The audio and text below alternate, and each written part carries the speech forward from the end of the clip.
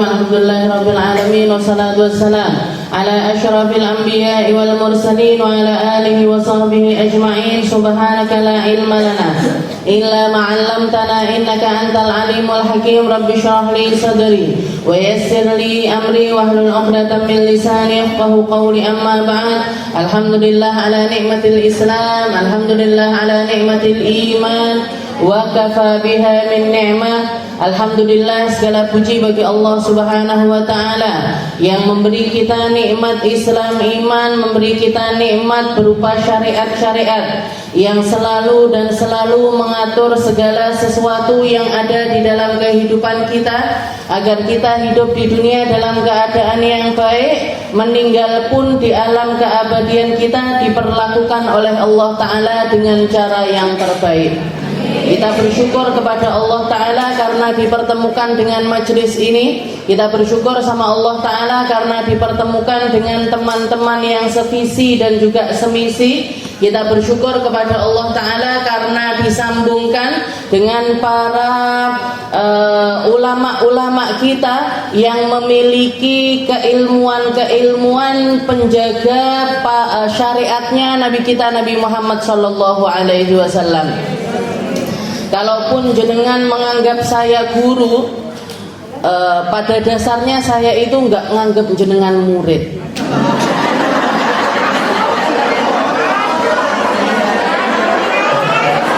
Iya, bisa ya. Kalaupun jenengan nganggap saya guru, nggih mboten napa-napa. Tapi perlu diketahui saya sebenarnya nggak nganggap jenengan murid. Karena menurut saya apa yang kita lakukan di sini ini nggak cocok atau belum mencapai derajat kedudukan seorang guru dan juga seorang murid. Kalau jenengan mau tahu hubungan antara guru sama murid itu yang di sekolahan-sekolahan itu, daftari resmi, gitu. Kayak di sini, teko karepmu, gitu. Repot usadah dikongkon karo bojone ndak oleh teko, ya ndak teko, gitu. Jadi nggak ada ikatan yang gimana-gimana di dalam hal tersebut. Dan saya merasa apa yang saya sampaikan ke jenengan ini tidak sebanyak apa yang guru-guru saya berikan kepada saya. Jadi kalaupun misalkan kita ini ngaji, hubungannya itu ya antara orang yang sharing ilmu, jadi bukan tolabul ilim, bukan yang ngaji benar-benar serius ngaji. Kalau jenengan mau serius ngaji, jenengan harus bersedia saya bedek-bedeki pelajaran-pelajaran yang kemarin. Ayo, syaratnya ini apa? Syaratnya ini apa? Syaratnya. Istilahnya, di sini kita itu berbagi, sharing, keilmuan-keilmuan yang kebetulan saya punya, dan kebetulan juga jenengan membutuhkan ilmu tersebut, jadi kebetulan aja, kebetulan saya yang pernah mondok, kebetulan jenengan yang belum pernah mondok, jadi akhirnya kita kumpul di sini sama-sama membutuhkan. Saya membutuhkan untuk menyampaikan ilmu, jenengan membutuhkan untuk mendapatkan ilmu.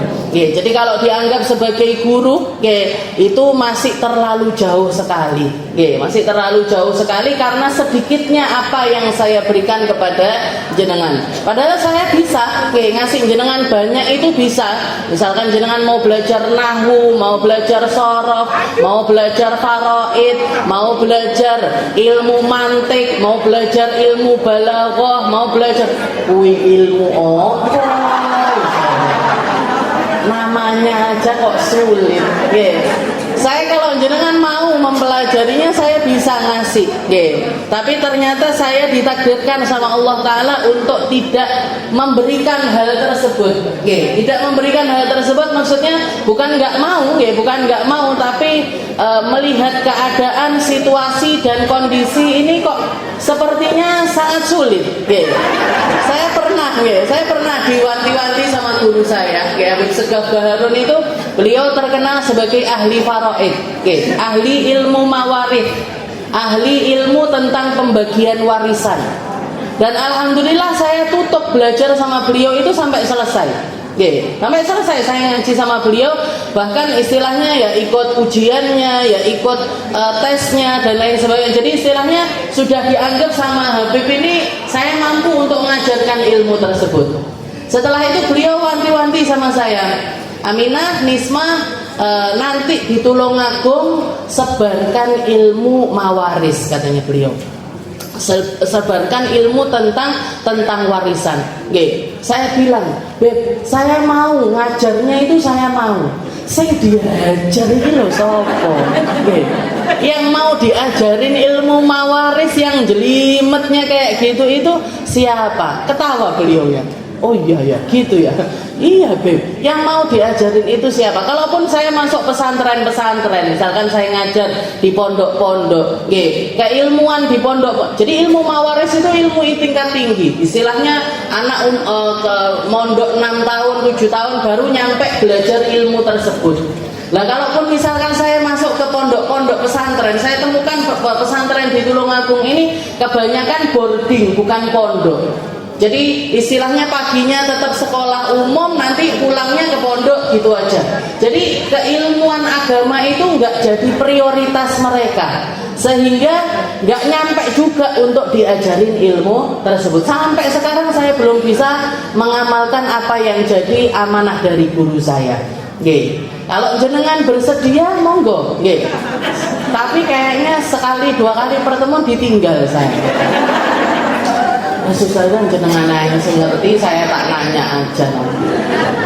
Saya sapal bisa kalian. Alhamdulillah.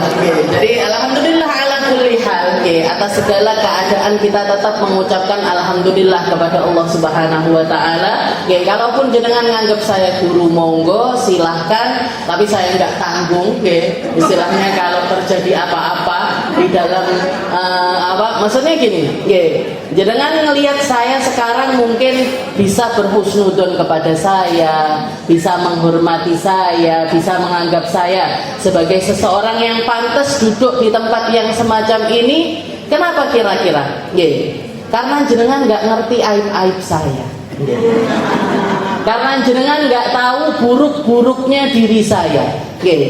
Dan itu sesuatu yang selalu ada di setiap guru.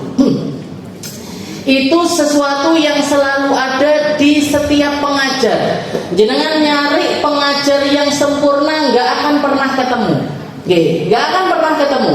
Makanya ketika ada satu orang bilang, Ustazah saya pernah ngaji di tempat ini, sekarang saya ngaji di sini, saya lebih nyaman di sini. Gimana kalau saya ninggalkan guru saya yang di sana? Bu, jangan. Jangan ditinggalkan guru yang di sana. Kenapa? Karena sekarang ini jenengan posisinya sedang nggak ngerti keburukan saya. Kalau misalkan Allah Ta'ala pengen buka sedikit aja, dibuka sama Allah Ta'ala sedikit aja tentang aib saya, apa jenengan nanti, oh Ustazah Aminah ternyata gini, saya nggak mau ngaji lagi sama beliau. Saya nggak mau ngaji lagi sama beliau, nyari guru yang lain. Ternyata kelihatan aibnya lagi, ganti lagi. Ngelihat aibnya lagi, ganti lagi. Ngelihat aibnya lagi, ganti lagi. Terus seperti itu, akhirnya apa? Nggak entuk guru. Pada akhirnya kita nggak akan pernah ketemu sama guru yang benar, nggak akan pernah ketemu sama orang yang bisa ngajarin kita sesuatu yang benar. Jadi posisikan hati ini, ketika kita belajar itu, makanya wanti-wanti guru-guru saya, kamu kalau mau belajar kosongkan gelasmu, kosongkan hatimu, kosongkan ilmumu, jadilah orang yang paling nggak ngerti di tempat tersebut. Maka ketika kita mendapatkan ilmu, tempat itu akan diisi. Tempat itu akan diisi penuh. Nah, nanti ketemu guru lagi, dikosongkan lagi. Dikosongkan lagi. Nah, maka seperti itu kita akan mendapatkan ilmu yang banyak. Maka bahkan dikatakan Imam An-Nawawi, beberapa ulama-ulama kita itu kalau mereka mau berangkat ngaji, itu mereka sedekah dulu. Bukan sedekah setelah ngaji, enggak, tapi sedekahnya itu ketika mau berangkat ngaji. Sebisanya mereka, bisanya 10.000 ya 10.000, 20.000, pokoknya keluar duit. Pokoknya keluar untuk sedekah. Diniatkan untuk apa? Mereka sedekah sambil niat, ya Allah tutupi dari saya aib-aib guru saya, biar saya nggak melihat keburukan yang ada di dalam diri mereka, sehingga saya terus bisa mengambil ilmu dari mereka. Sehingga saya terus bisa ngambil ilmu dari mereka. Karena kalau misalkan kita tahu aibnya guru, kesalahannya guru, atau keburukan yang ada di dalam guru kita, bisa nggak di hati kita ini konsentrasi ngambil ilmu? Nggak iso, Bu. Halah Ustadz iki mek iso omong tok. Alah ustazah ini bisanya cuma ngomong doang, prakteknya nol. Kenapa kok seperti itu? Karena hati kita sudah terisi dengan suudon atau aib-aib yang kita tahu dari guru-guru kita. Jadi sebelum berangkat itu mereka sedekah, semampunya mereka dengan niatan, ya Allah, Allahumma stur ani uyuba masyayikhi. Ya Allah, tutupi dari diri saya aib-aib guru saya. Agar apa? Agar saya bisa mendapatkan ilmu terus dari mereka. Jadilah ulama-ulama yang terkenal sampai zaman sekarang ini. Imam Nawawi dengan Riyadhus Shalihinnya, dengan kitab-kitab yang banyak sekali dan penuh keberkahan, karena mereka pintar di dalam mengambil ilmu dari guru-guru mereka. Ala kulli hal, maka saya mengucapkan terima kasih sebanyak-banyaknya buat perhatiannya jenengan, doa-doanya jenengan, dan juga segala sesuatu yang sampai hari ini jenengan berikan di majelis ini. Terima kasih sekali mau dengerin saya, terima kasih sekali mau nyimak saya, terima kasih sekali untuk setia di tempat ini. Mugi-mugi jadi hubungan yang langgeng sampai akhirat.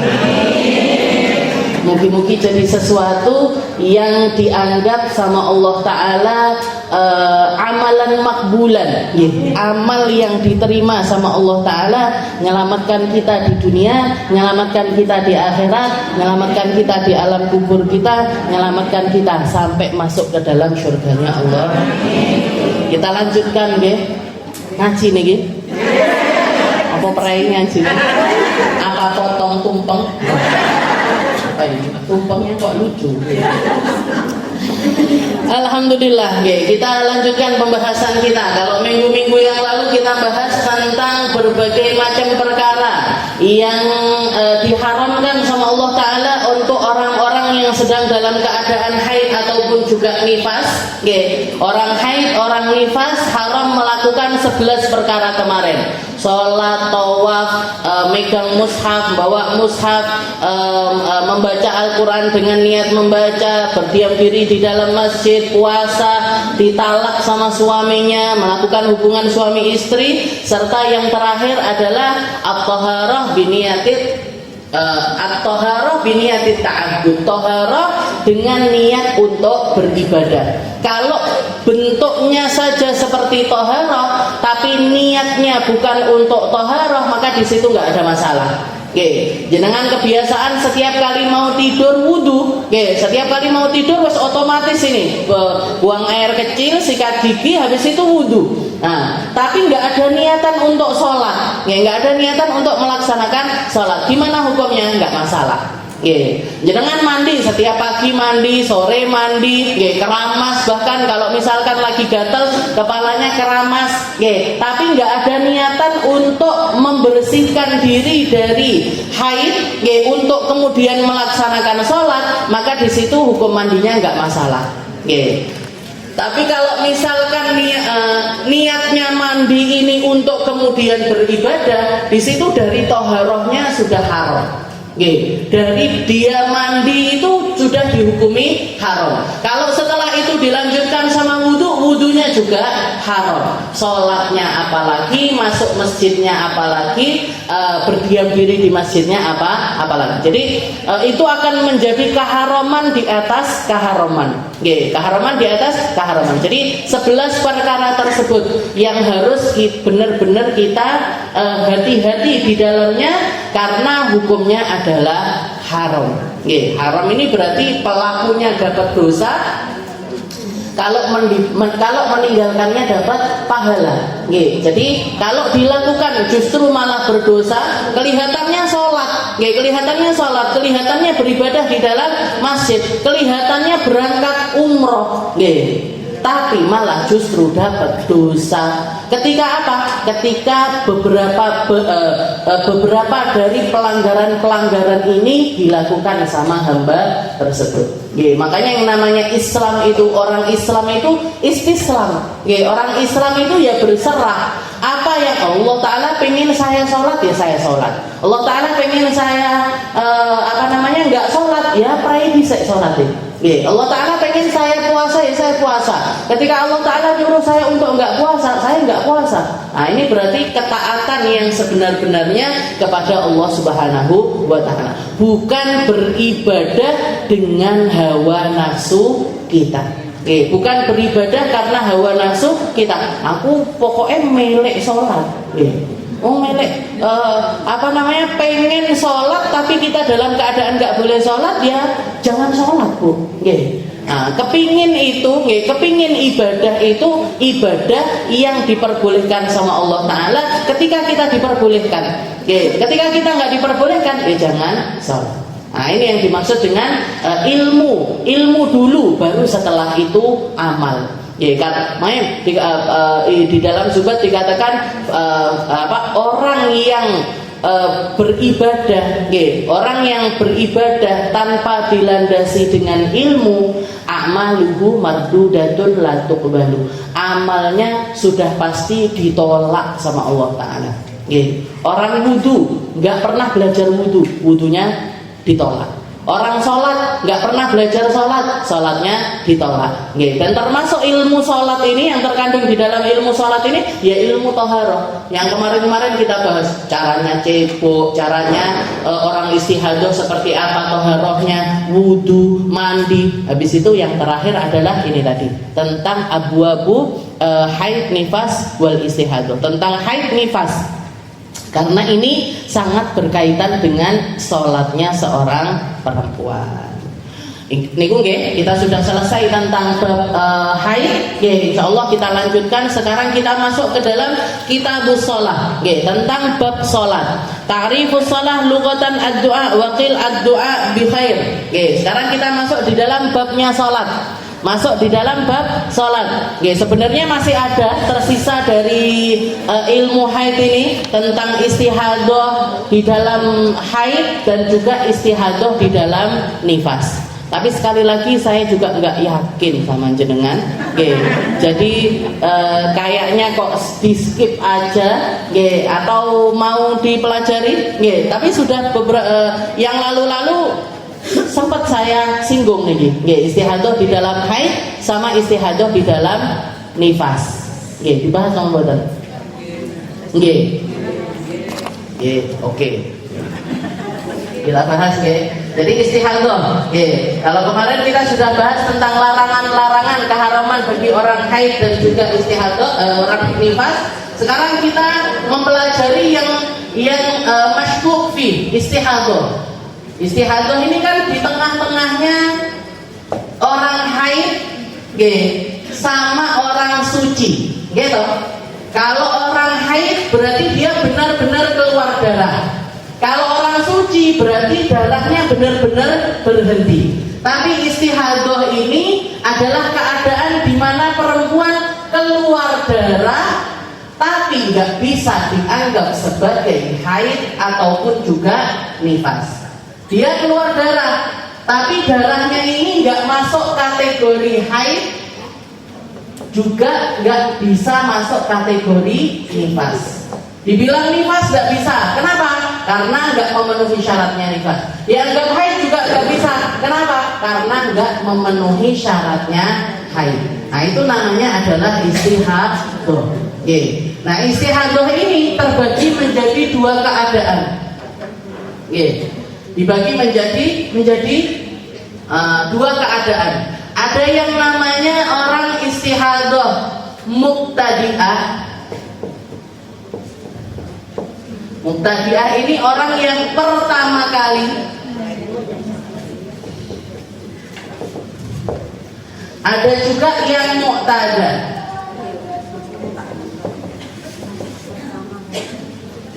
Orang yang punya kebiasaan.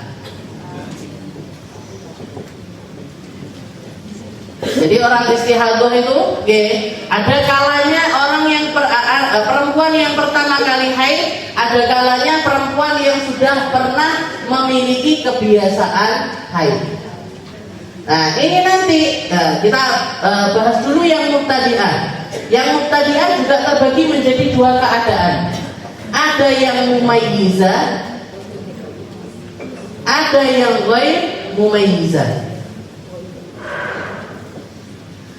Mumayyizah ini apa? Bisa membedakan darah.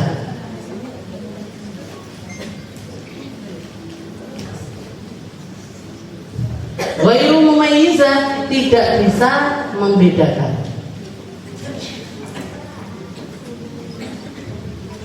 Jadi perempuan istihadah ini ada dua keadaan, mubtadi'ah, mu'tada. Yang pertama kali haid sama yang sudah punya kebiasaan haid. Setelah itu dari yang mubtadi'ah dibagi dua lagi. Ada kalanya mumayyizah, ada kalanya ghairu mumayyizah. Mumayyizah ini apa? Bisa membedakan darah. Saya kasih contoh, misalkan ada perempuan, baru pertama kali mengalami haid. Umurnya 10 tahun misalkan. Umur 10 tahun dia pertama kali mengalami haid. Haidnya itu sudah langsung istihadah. Gimana istihadahnya? Dia keluar darah 10 hari merah, 10 hari kuning. 10 hari merah, 10 hari kuning. Berarti di total adalah 20 hari. Nah, ketika perempuan keluar darah selama 20 hari, bisa nggak 20-20-nya ini dianggap haid? Nggak bisa. Kalau sudah nggak bisa dianggap haid, berarti sebagiannya adalah istihadah. Setelah itu dilihat, oh istihadahnya ini, oh saya perempuan, saya pertama kali haid. Saya istihadah dengan model semacam ini, 10 hari merah, 10 harinya kuning. Oh berarti kamu perempuan yang bisa membedakan darah.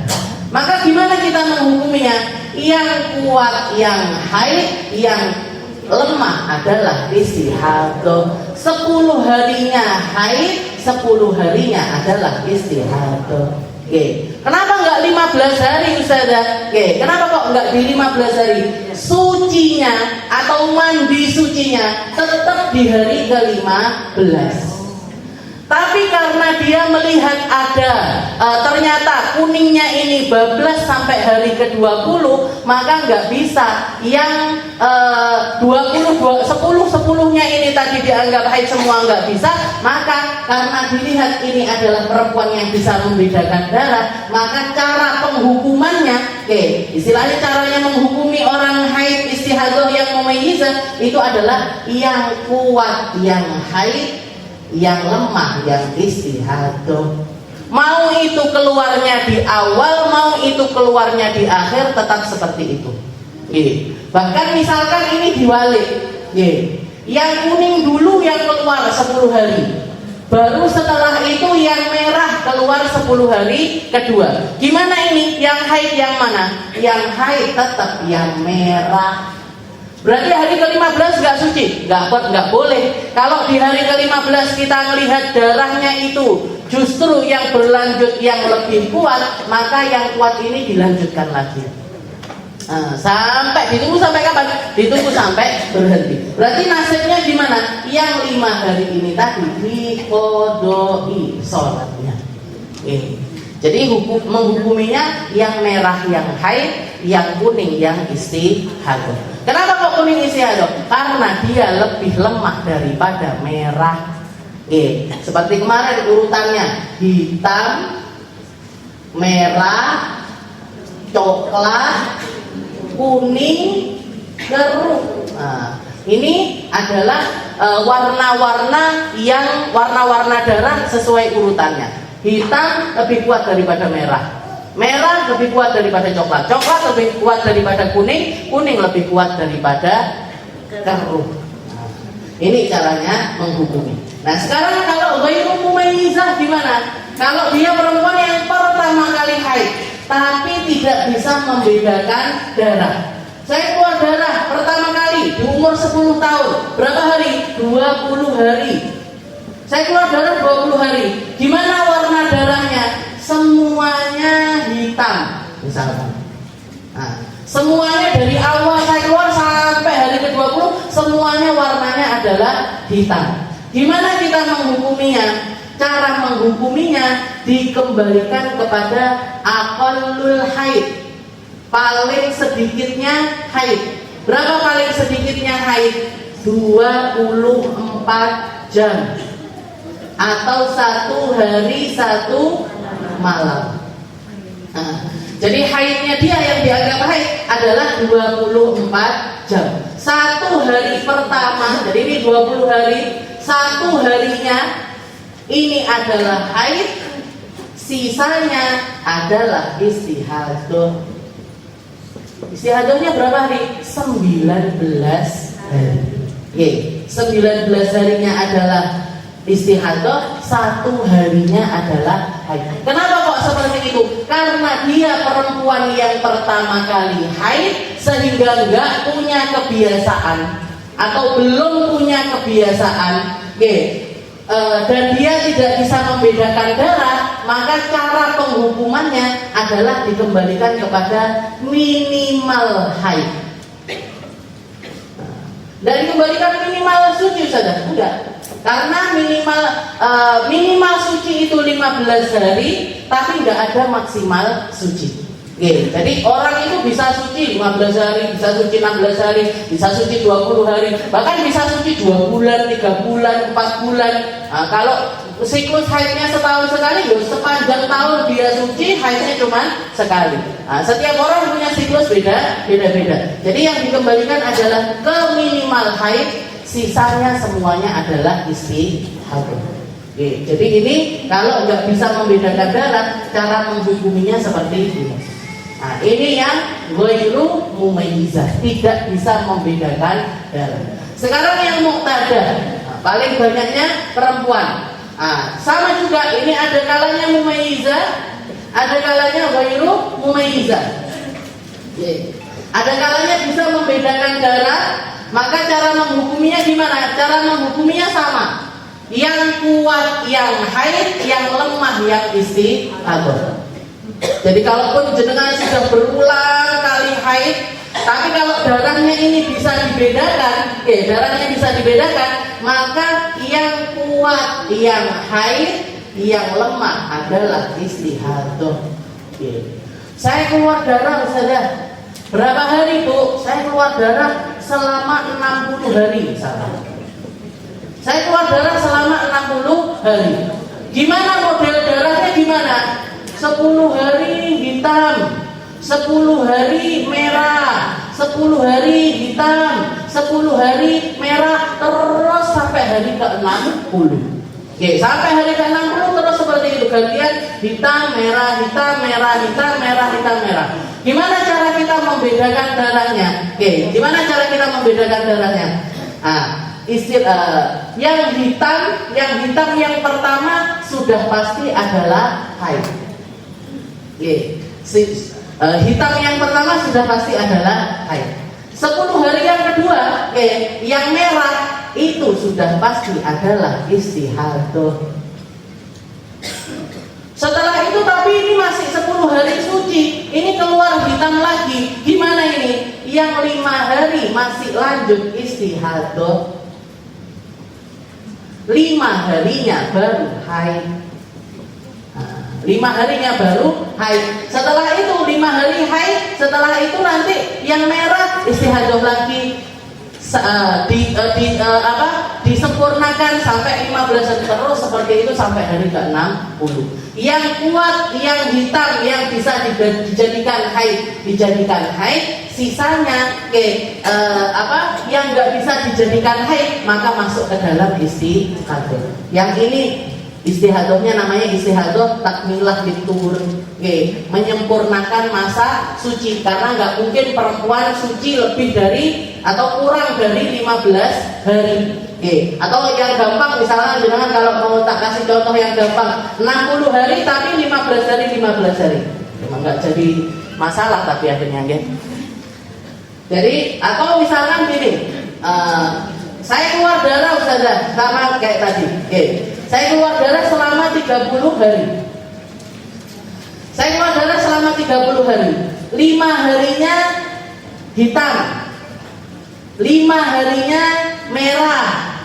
5 harinya coklat. 5 harinya hitam lagi. 5 harinya merah lagi. 5 harinya coklat lagi. Gimana ini? Saya yang mana yang haid, mana yang istihadah? Oke. Yang 15 hari pertama adalah haid. Yang 15 hari kedua dianggap sebagai istihadah. Kenapa kok 5-5-nya ini tadi dianggap haid? Karena dia bisa membedakan darah.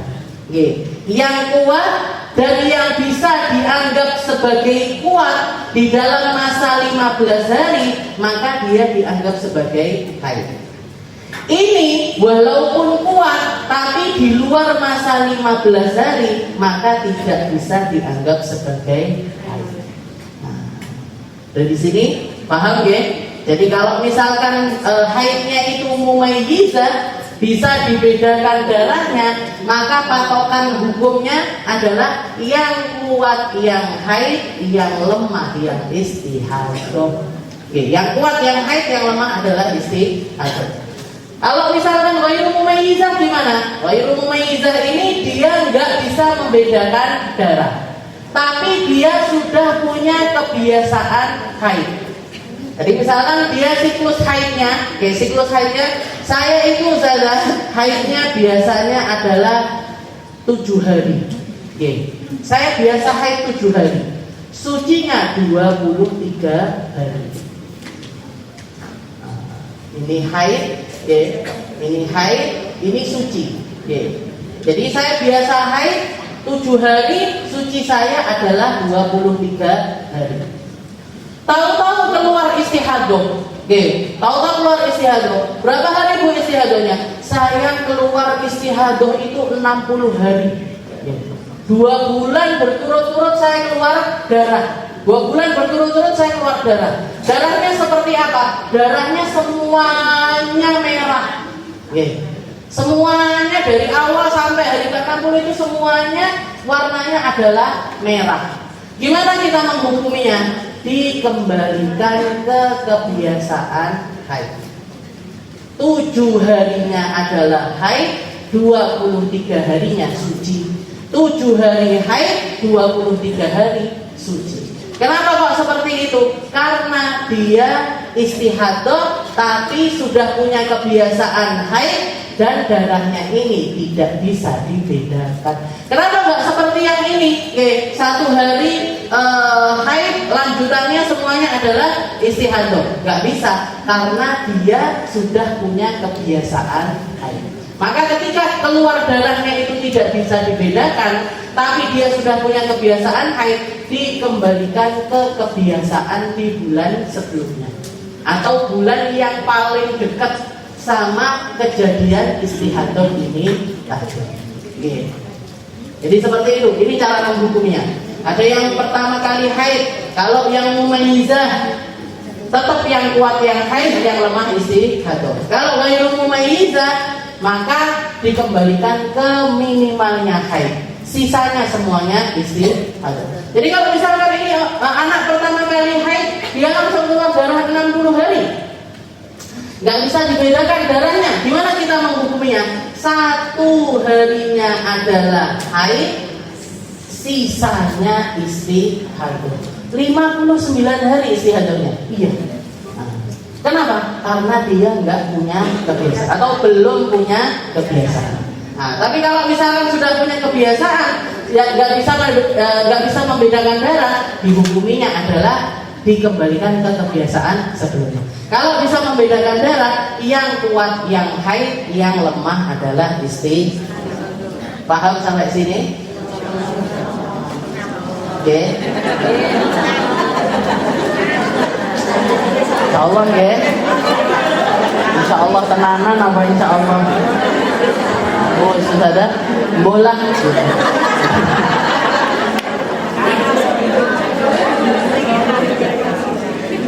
ilmu haid itu nggih sampai bikin para ulama itu kebingungan. Nggih, ulama laki-laki itu nggih, mereka kebingungan kalau bikin kitab haid mesti kecil-kecil. Nggih. Padahal masalahnya kompleks sekali dan banyak sekali. Nggih. Nah, apa namanya katanya mereka nahnu la nahid wa wal mar'ah la tas'al. Nggih, perempuan jarang nanya tentang haid. Dan kami para laki-laki nggak mengalami haid. Okay. Gimana kita mau bikin buku ini besar? Gimana kita mau bikin buku haid ini detail? Karena perempuannya nggak nanya, laki-lakinya nggak mengalami haid. Okay.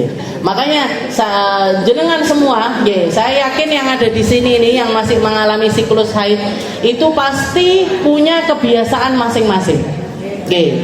Dan mesti apal sama model haidnya masing-masing. Pasti hafal sama model haidnya masing-masing. Nah, niku jenengan titeni, itu dititeni agar kalau terjadi masalah tiba-tiba, maka kita tahu gimana caranya menghukumi. Yang banyak datang ke saya itu, Ustazah saya keluar gini. Kebiasaannya gimana Bu? Nggak ngerti Ustazah. Yang bulan kemarin berapa hari? Lupa sudah. Angel ini. Ini orang pusing memusingkan. Orang pusing memusingkan. Nah, ini yang saya bahas 4 macam deh. 4 macam modelnya istihadah. Sebenarnya masih sisa 3. Ada mutahayyirah, ingat waktunya, ingat kadarnya, ingat waktunya lupa kadarnya. Ada mutahayyirah. Mutahayyirah itu namanya orang bingung. Orang bingung. Jadi yang keenam ada mutahayyirah, lupa kadarnya, ingat waktunya. Ada lagi mutahayyirah mutlaqah. Mutahayyirah mutlaqah itu sudah eling apa. Nah, ini nama sampai dinamakannya sama para ulama ini orang mutahayyirah, orang bingung. Karena dia bingung dan membingungkan orang yang ditanyain. Nah, sama kebiasaannya sendiri nggak hafal. Nah, jadi tapi saya cukupkan di 4 bentuk istihadah ini. Sebenarnya ada 7 suara, ada 7 gambaran orang istihadah, tapi saya cukupkan di 4 ini. 4 ini kalau jenengan pegangi, insya Allah sudah lebih dari cukup untuk pegangan diri kita masing-masing. Kalau terjadi hal-hal yang lainnya, nah itu jenengan. Jadi sebenarnya mutahayyirah itu masuknya ke sana. Perempuan yang istihadah, dia sudah punya kebiasaan, darahnya tidak bisa dibedakan, tapi lupa. Ada yang lupa kadarnya. Berapa hari, Bu? Biasanya haidnya berapa hari? Ya kalau enggak 9 ya 12. Kalau enggak 9 ya 12. Maka ini nanti gimana cara menghukuminya? Antara 1 sampai 9 dia dianggap sebagai orang haid. Antara 9 sampai 12 dia antara orang haid dengan orang suci. Berarti gimana? Tetap wajib sholat, tetap wajib puasa, tapi nggak boleh hubungan suami istri. Jadi ada sebagian larangan harus dilakukan, ada sebagian larangan nggak boleh dilakukan. Sampai hari ke-12. Sampai hari ke-12. Nanti setelah hari yang ke-12 baru dia dianggap sebagai istihadah. Nah, ini perempuan yang bingung, lupa kadar haidnya dia. Jadi di saat yang dia yakin haid dianggap haid, yang yakin suci dianggap suci, yang lupa, yang antara iya dan tiada itu, antara iya dan tidak. Nah, itu tadi dia ada di tengah-tengah, dihukumi sebagai mutahayyirah, dihukumi sebagai orang yang di tengah-tengah. Salat tetap wajib, puasa tetap wajib, tapi nanti tetap wajib diqodho. Untuk puasanya tetap wajib diqodho di hari yang lain, tapi di hari puasa itu tetap harus puasa. Nah, tapi untuk hubungan suami istri dan lain sebagainya dia tetap dilarang. Jadi itu tadi, itu tengah-tengah namanya. Nah, ini perempuan yang bingung, lupa kadar haidnya. Nanti lupa lagi masa sucinya, tambah bingungin nah. Nah, tambah lagi kalau lupa sama sekali saya sudah sembuh Bu.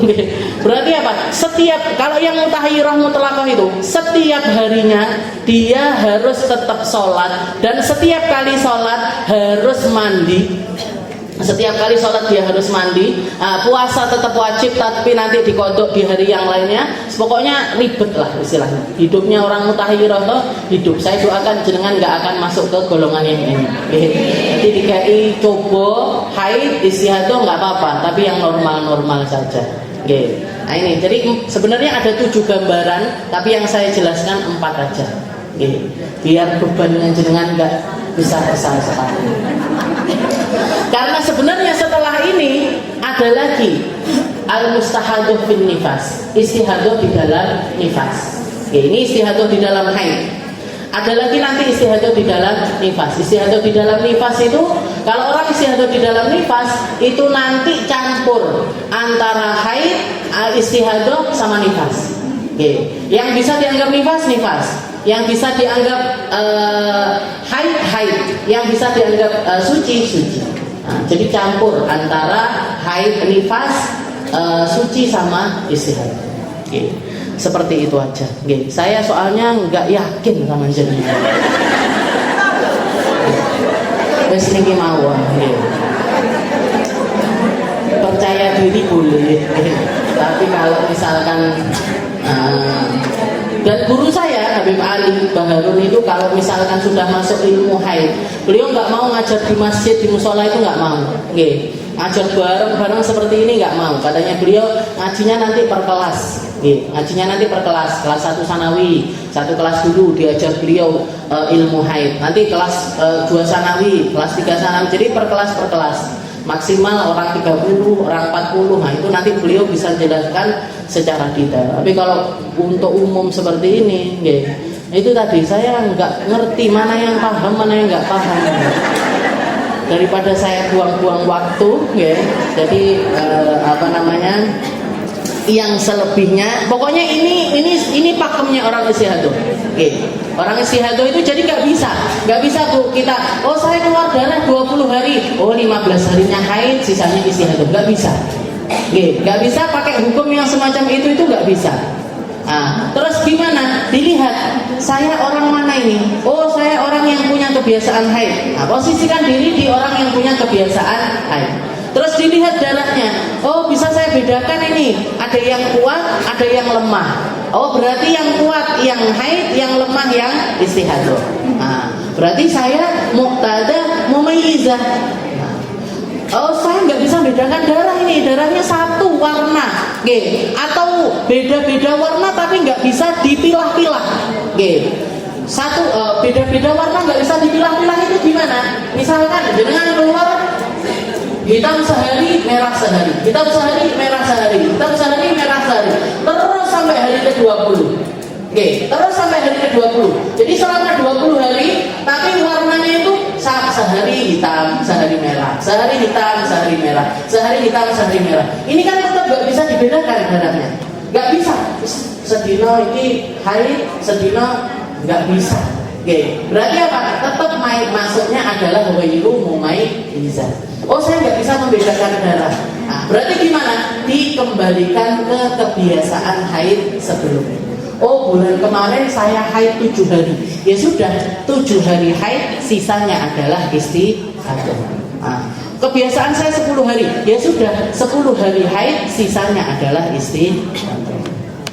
Seperti itu keadaan perempuan di dalam istihadahnya.